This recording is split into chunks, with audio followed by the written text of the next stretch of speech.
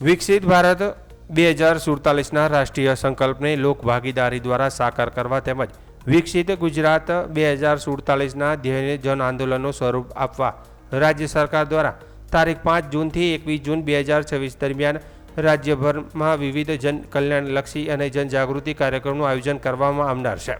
આ કાર્યક્રમોના બનાસકાંઠા જિલ્લામાં અસરકારક અમલીકરણ અને સુચારુ આયોજન માટે જિલ્લા કલેક્ટર મિહિર પટેલના અધ્યક્ષસ્થાને કલેક્ટર કચેરી પાલનપુર ખાતે સમીક્ષા બેઠક યોજાઈ હતી.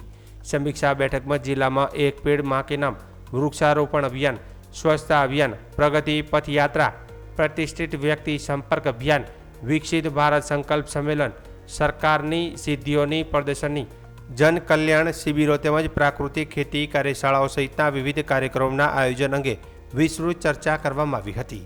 બેઠક દરમિયાન કલેક્ટરે જણાવ્યું હતું કે વિકસિત ભારતનો સંકલ્પ ત્યારે જ સફળ બની શકે જ્યારે સામાન્ય નાગરિકો તેની સાથે સક્રિય રીતે જોડાય. તેમણે અધિકારીઓને સરકારની વિવિધ કલ્યાણકારી યોજનાઓનો લાભ જરૂરિયાતમંદ અને છેવાડાના વર્ગ સુધી પહોંચાડવા વિશેષ પ્રયાસો કરવા સૂચના આપી હતી. સાથે જ ગામડાથી લઈને શહેર સુધી વ્યાપક જનજાગૃતિ ફેલાવી દરેક નાગરિકને આ અભિયાનનો ભાગીદાર બનાવવા પ્રચાર પ્રસાર અને લોકસંપર્કની કામગીરી વધુ સઘન બનાવવા પર ભાર મૂક્યો હતો.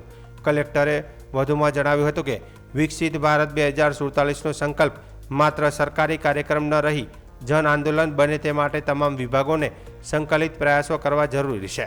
તેમણે તમામ વિભાગોને આયોજનબદ્ધ રીતે કામગીરી હાથ ધરવા, કાર્યક્રમોમાં મહત્તમ જન સહભાગિતા સુનિશ્ચિત કરવા તેમજ વિવિધ યોજનાઓના લાભાર્થીઓ સુધી સીધો સંપર્ક સાધવા સૂચના આપી હતી.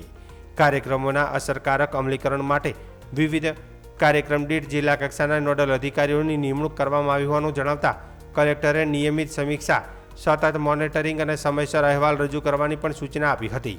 સાથે જ લોકભાગીદારીને કેન્દ્રમાં રાખી વિકસિત ભારત 2047 અને વિકસિત ગુજરાત 2047ના લક્ષ્યને સિદ્ધિ હાંસલ કરવા સર્વાંગી પ્રયાસો કરવા અનુરોધ કર્યો હતો. આ બેઠકમાં જિલ્લા પંચાયત પ્રમુખ વસંતભાઈ પુરોહિત, જિલ્લા વિકાસ અધિકારી એમ.જે. દવે, જિલ્લા પોલીસ અધિક્ષક પ્રસાદ સુબ્બે, નિવાસી અધિક કલેક્ટર સી.બી. પટેલ તથા જિલ્લાના વિવિધ વિભાગોના ઉચ્ચ અધિકારીઓ હાજર રહ્યા હતા.